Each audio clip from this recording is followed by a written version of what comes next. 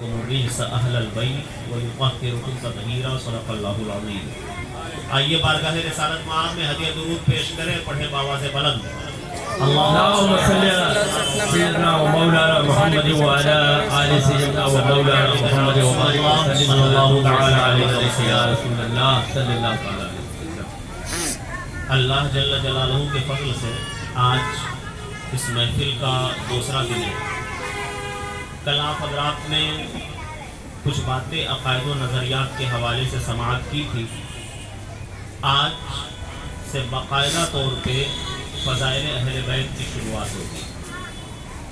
اللہ کی بارگاہ میں دعا ہے کہ اللہ جل جلالہ ہمیں سننے، سمجھنے اور عمل کی توفیق نصیب فرمائے۔ امام اہل سنت کا بڑا مشہور شعر ہے جو اہل بیت کی فضیلت میں ہے، اور آپ حضرات نے لاکھوں مرتبہ اسے سنا ہوگا، اگر میں کہوں تو بیجا نہیں ہوگا، لاکھوں مرتبہ، لاکھوں نہیں تو لاکھ کے قریب تو سنی لیا ہوگا، ہزاروں مرتبہ کم سے کم۔ امام اہل سنت ارشاد فرماتے ہیں تیری نسل پاک میں ہے بچہ بچہ نور کا، اپنے مشہور زمانہ قصیدہ قصیدہ نور میں، تیری نسل پاک میں ہے بچہ بچہ نور کا، تو ہے عین نور تیرا سب گھرانہ نور کا۔ یہ شعر ایسا شعر ہے کہ اس شعر پہ پورے پورے دیوان قربان کیے جا سکتے، اور بغیر مبالغہ کے میں کہتا ہوں کہ دنیائے ادب میں اہل بیت کی تاریخ میں جو کچھ کہا گیا، جتنا بھی کہا گیا، اہل اسلام نے بہت کچھ کہا ہے۔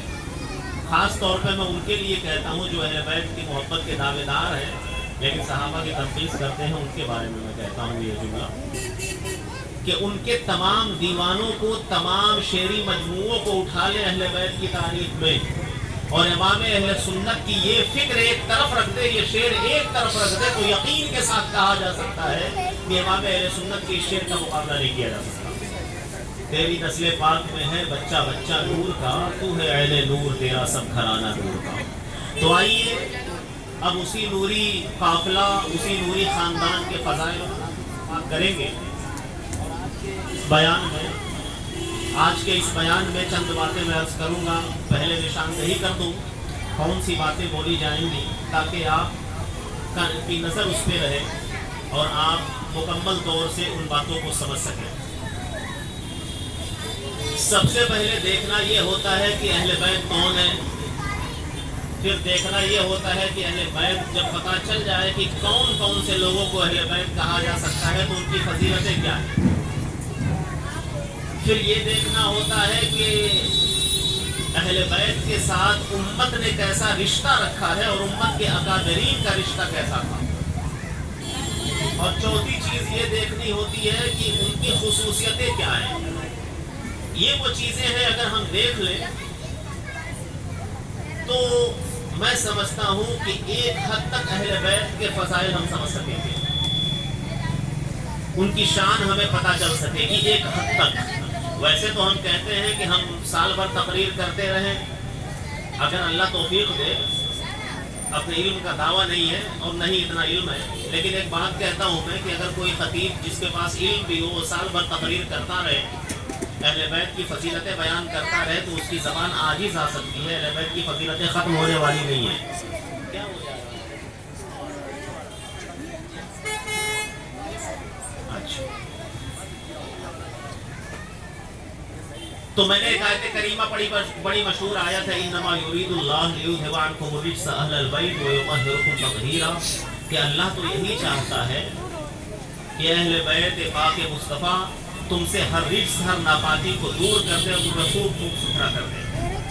یہ آیت کریمہ خود فضائل اہل بیت میں مکمل طور سے ہمیں رہنمائی کرتی ہے کہ اہل بیت کی فضیلت کیا ہے۔ جس جماعت کی پاکی کا ارادہ اللہ جل جلالہ نے فرما لیا ہو، جس جماعت کی پاکی کی سند قرآن مجید میں اللہ نے دے دی ہو، پھر اس جماعت اور اس گھر، اس خاندان اور اس نسل کی بات ہی الگ ہو جاتی ہے، ان کی شان ہی الگ ہو جاتی ہے، اور ان کے فضائل بیان کرنے سے ہم قاصر نظر آتے ہیں۔ تمہیدی طور پہ ان باتوں کو اپنے ذہن میں رکھیے کہ اللہ رب العزت نے جب کائنات بنائی، اس کائنات کی تخلیق فرمائی، انبیاء کو پیدا فرمایا، رسولان اعظام کو پیدا فرمایا، اولیاء کو پیدا فرمایا، تو اس میں سب سے افضل ذات جس کو پیدا فرمائی ہے وہ محمد رسول اللہ حبیب خدا صلی اللہ علیہ وآلہ وسلم کی ہے. اس کو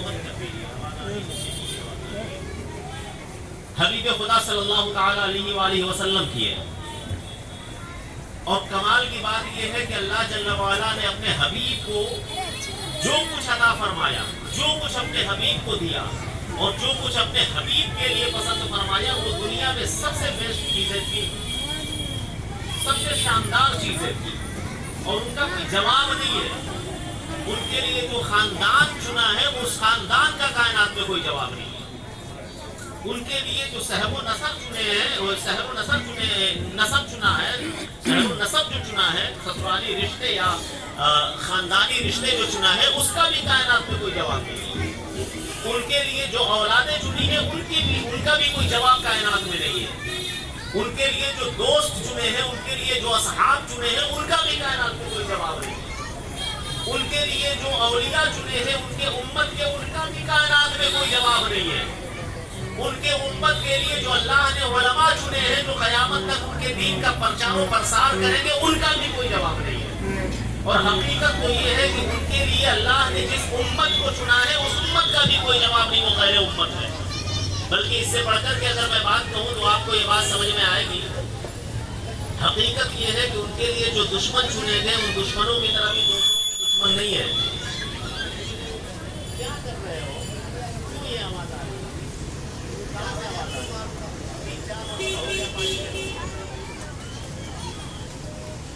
درود پاک پڑھیں ایک مرتبہ. اللہم صلی علی سیدنا مولانا محمد بارک وسلم صلی اللہ علیہ وسلم. السلام علیکم. تو میں یہ کہہ رہا تھا کہ دوست تو دوست، ان سے قربت رکھنے والے تو ان سے قربت رکھنے والے. حقیقت یہ ہے کہ اللہ جل جلالہ نے ان کے لیے جو چنا اچھا چنا، جو چنا بہتر چنا. میں یہ کہہ رہا تھا ان کے جو دشمن ہیں، ان کے دشمنوں کی طرح دوسروں کے